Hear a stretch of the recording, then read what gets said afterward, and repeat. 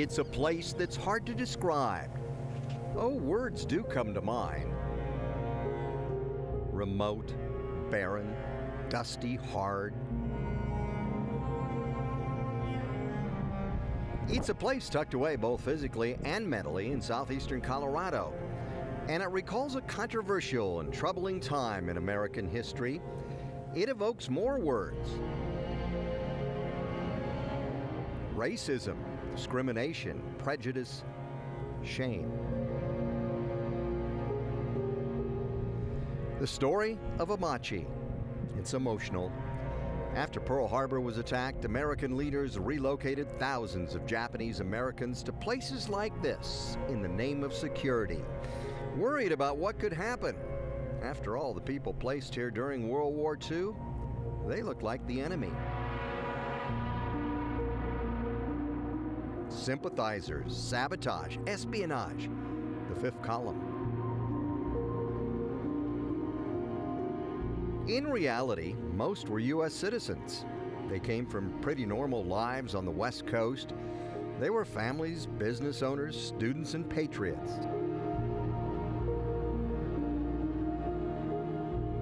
Sad, unfair, overwhelming, devastating. For those incarcerated here, it was difficult and at times dangerous. Living in leaky barracks, fighting the rain, the heat, snow, cold. They were prisoners, stuck between barbed wire and guard towers. Despair, anguish, pain, death. It is a story that runs completely contrary to U.S. foundations, protections, ideals, and laws.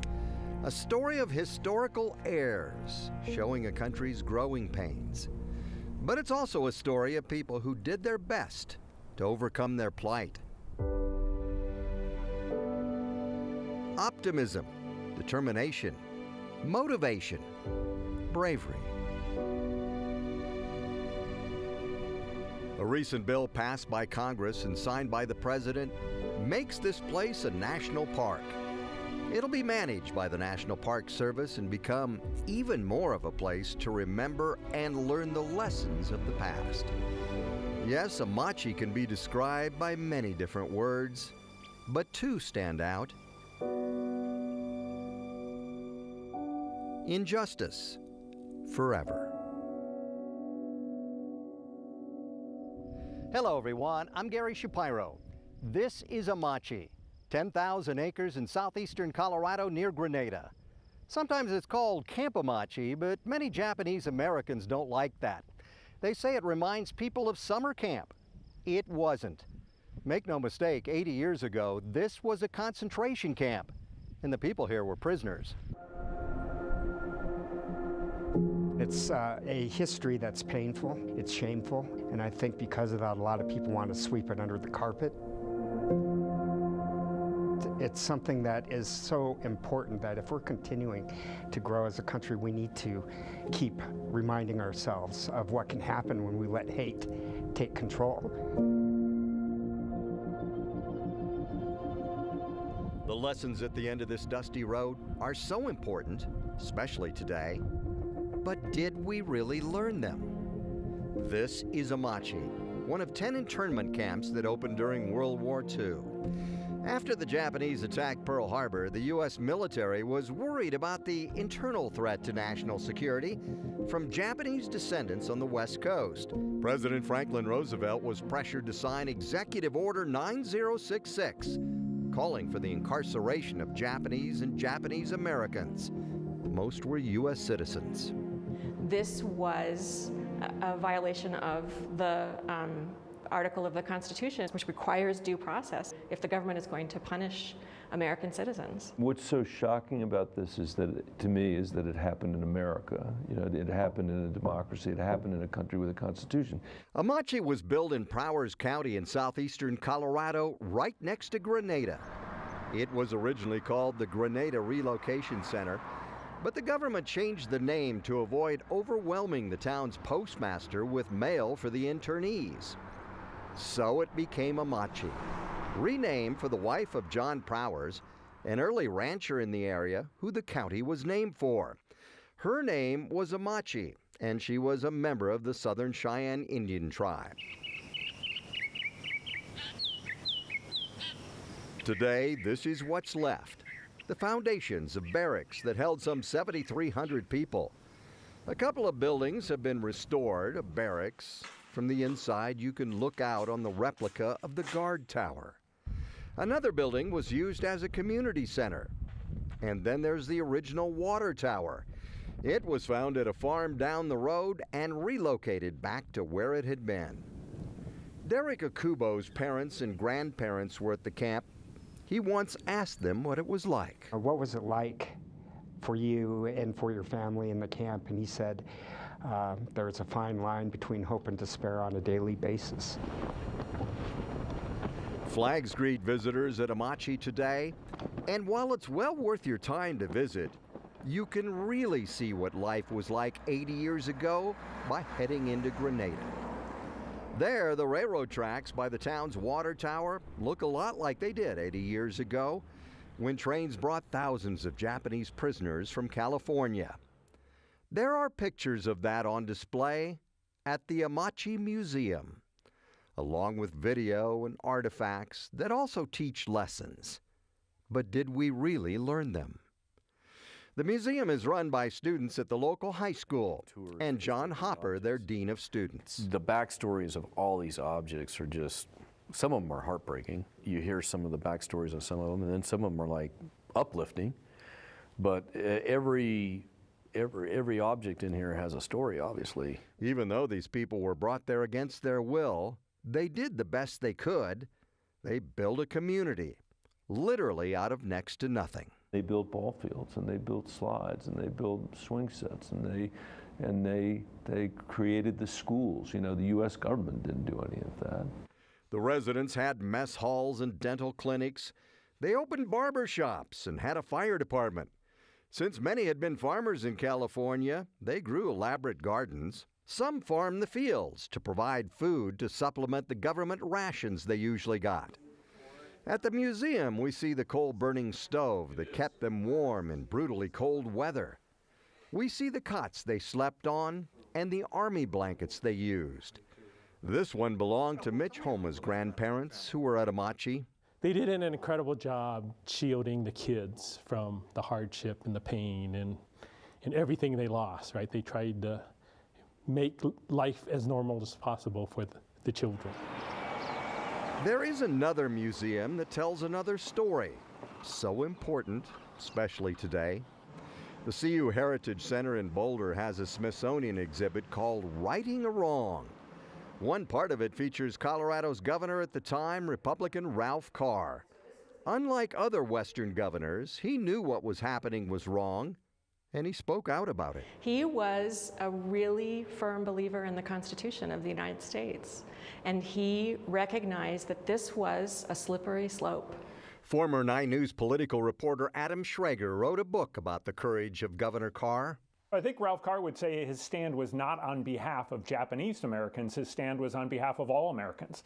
And if we were going to allow for anyone who is a citizen in this country to be deprived of their freedom, sent to an internment camp guarded by military police and barbed wire, without any evidence of wrongdoing or a trial to determine guilt, what's to say it couldn't happen to any one of us?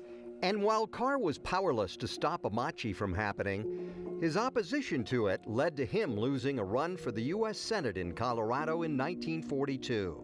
But it earned him the respect of Japanese Americans here. His bust graces Denver's Sakura Square, built by, as the inscription says, those who benefited from Governor Carr's humanity. And years later, the Japanese community in Colorado gave him an engraved watch in grateful appreciation for your courageous stand for democratic and American principles. We can take inspiration from the people, the descendants of the people that lived at Amache, the people that were incarcerated at Amache are still living, who expect this country to live up to our highest ideals. Yes, Amache teaches us lessons. But did we really learn them?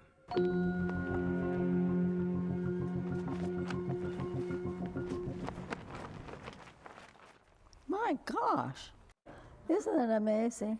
It's an old scrapbook full of old pictures and keepsakes that bring back old memories. I remember this. I remember making this. For 96-year-old Marion Takahara, who lives in the Houston area, Pictures of some of those memories have faded like the scrapbook pages.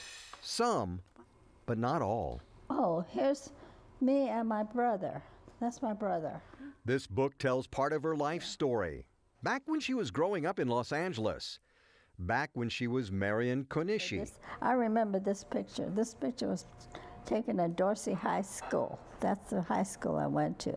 Back when the war started. We lived a pretty normal life, except for when Pearl Harbor happened, and that's when everything changed. That's when life got hard. That was really hard. In fact, when I was reading over my notes, it made me cry. We had only 14 hours to leave. Yes, that's when life got real. The only thing that makes me feel so bad was that we had to put our dog to sleep because we didn't know what to do with him.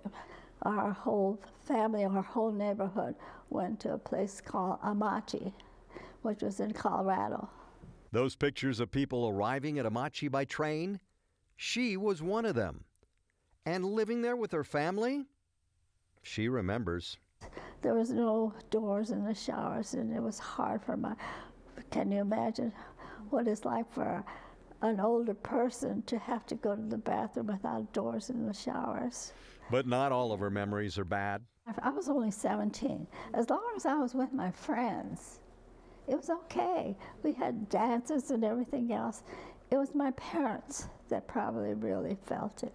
I just want you to know that I feel the same way today as I did when I wrote this. We first met Marion in 2016 at Amache, at a reunion where she read her high school valedictorian speech. It felt like I was actually up there in front of the graduating class and giving it, that's how it felt like.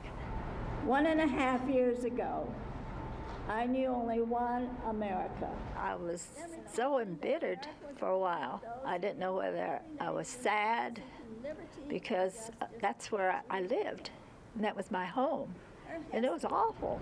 I wondered if America still means and will mean freedom, equality, security, and justice when some of its citizens were segregated, discriminated against, and treated so unfairly. The words of a 17-year-old high school valedictorian who had questions about America. A teenager who decided deep down she had faith in the country that imprisoned her family. Because in that faith and that hope is my future, our future, and the world's future. Thank you. Marion's valedictorian speech was read on the floor of Congress by Colorado Senator Cory Gardner. It is now part of the congressional record, now part of the nation's conscience. I have gained so much from my experience there that it's something that actually it made me better. Not bitter, but better. Amache looks like a wide open slice of countryside. Lots of dirt, a few trees here and there, with some random grasses and vegetation. In other words, not much there. Unless you are an archaeologist from the University of Denver and her students. This is an American story. We did this together, and we've got to unravel it together. For more than a decade, Dr. Bonnie Clark has spent part of her summers using Amache as a classroom, looking for clues as to what life was like here during the war. Everything they find tells a story. Every single tree at Amache that you see was either planted by someone at Amache or is the descendant of one of those trees. If it's a real feature, it's not going to go away. Yeah, it won't disappear, right? The archaeologists have found all kinds of remnants from structures, all kinds of artifacts. For instance, the students discovered evidence that there were sidewalks in the camp. But really, who built a sidewalk in their prison? You know, and it's a way to keep people safe and a way to make this really, what we see consistently is the sort of transformation of an incarceration site into a town. That town also had some pretty elaborate gardens, according to Clark. She's found signs that there were all kinds of plants here, including the Amache rose bushes. Back in 2012, my crews discovered a stand of roses that were growing in front of 2 barracks. Roses are not normally suited for this dry, sandy, high plains soil, but many of the internees had been farmers and growers in California. They had experience to change the soil to support the rose bushes. Dr. Clark calls them witness roses. They were there at the time. They've survived, a living organism that's been here for, 80 years. And this spring, when they checked on the witness roses, for the first time they saw a tiny pink bud, a bloom, after all these years. It was great news for everyone at Amache, and was also great news more than 200 miles away at the Denver Botanic Gardens. Those plants have been there growing and doing mostly just fine without us. I find most plants need us less than we need them. Horticulturist Mike Bone is curator at the gardens. There are thousands of flowers, plants, and blooms there, and an army of volunteers that Bone oversees take care of it all. And now among the plants will be the Amache roses, not the actual plants, but vegetative clones from cuttings of the original plants. Mike Bone recently took them from a greenhouse and replanted them in native gardens. We'll prune them, and they've got lots of plant friends around them that they can intermingle with. He's hoping that in a few years the rose bushes will be big enough he can propagate other cuttings into other witness rose descendants. In springtime, we'll have hopefully dozens and dozens of beautiful flowers, followed by nice pink rose hips. These tiny plants will carry on the huge legacy started decades ago at a prison camp far away. They will be beautiful, yet fragile, surrounded by thorns to protect them so they can survive their environment. They kind of remind you of what the Japanese prisoners who grew their ancestors went through.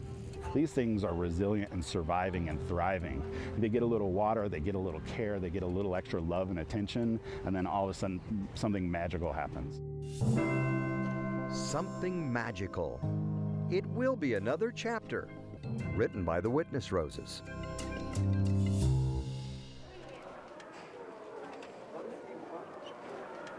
The story of Amache has been told in many ways, yet a lot of people still don't know it.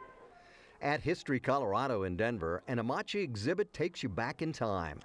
It's a replica of what the barracks looked like in 1943, with brick floors, cots, some wooden furniture built by the internees who ended up there. They brought some clothes with them, maybe a few books, probably some playing cards to pass the time. It was a pretty bleak life. The human spirit. We talked to Colorado Senator Michael Bennett there. He brought up the fact that despite what happened to them, most Japanese Americans never gave up on America, especially the kids. The kids there understood the betrayal that had happened to them and their families. They understood what they had lost, and yet they remained loyal and committed to the United States of America. And that's just one more story Senator Bennett hopes people will learn now that Amache is about to become the country's newest national park. He was a co-sponsor of the bill that made it happen, along with other Colorado lawmakers. It became law in March, and now the site is being managed by the National Park Service. They're famous for Yosemite or Yellowstone or someplace like that. Increasingly, our newest park units are telling the whole American story, for better or for worse. Up to this point, the site has been maintained by the Amache Preservation Society. with student volunteers from nearby Grenada High School doing most of the work. It's been a labor of love for them and their Dean of Students, John Hopper. He says his main goal has always been to tell the story of the internees. It got to me. It got to my heart. I mean, it opened me up, and it was like, okay, got to do something. We got to do something right. The remarkable story goes beyond what happened to these folks as incarcerees when there's a high school with a bunch of local students that for well over 2 decades have been the stewards of a place that then becomes important enough to become a national park. We do have a lot of work still to be done, and I think there is an army of supporters and allies inside and outside the Amache community nationwide who want to take that step forward. So I think we have to be vigilant to make sure that many stories are told. And that's the goal now. The physical transformation of this place will be decided by the Park Service, working with Amache survivors, descendants, and others interested in making sure the story is never forgotten. We may see more original buildings brought back, maybe a visitor's center built, and a big digital presence to get the story out there online. What I would like to see first and foremost is something that honors the wishes of the descendants and the wishes of the people that were actually incarcerated there. It is their story, and it should be a lot easier to tell now that Amache is the newest national park.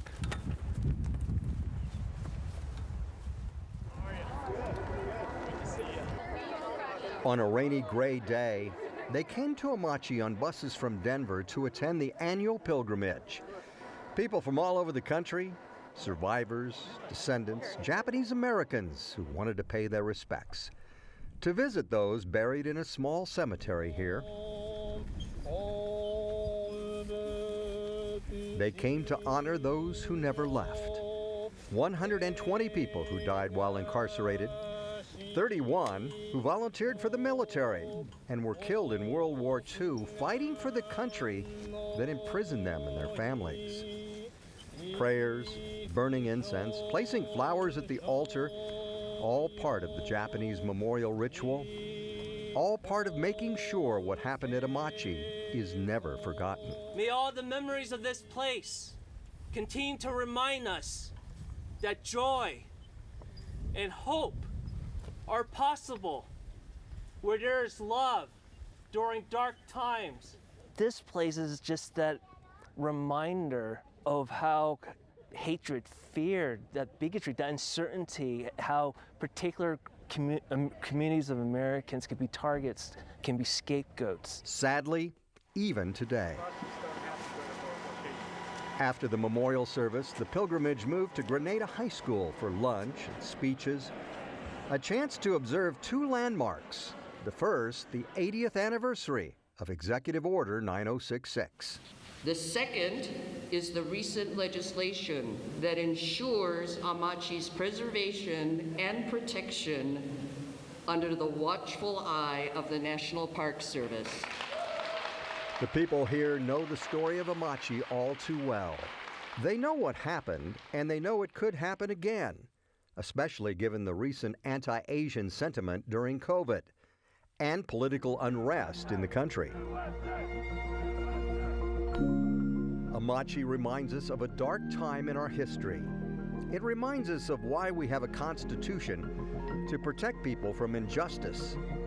It shows us what can happen when we stray too far from the principles this country was founded on. 80 years later, this place continues to teach us lessons. But have we really learned them? We hope you've learned a little bit more about the injustice here at Amache. It is a story that needs to be told, needs to be remembered. We close with a poem written by an anonymous resident of an internment camp. The words of a person stuck behind the fence. Thanks for joining us.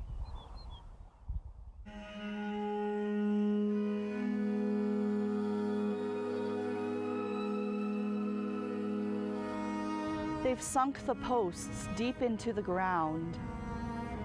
They've strung out wires all the way around. with machine gun nests just over there and sentries and soldiers everywhere. We're trapped like rats in a wired cage to fret and fume with impotent rage. Yonder whispers the lure of the night, but that damned fence assails our sight.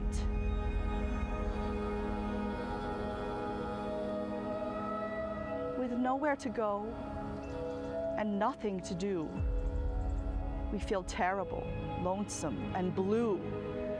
That damned fence is driving us crazy, destroying our youth and making us lazy. Imprisoned in here for a long, long time, we know we're punished, though we've committed no crime.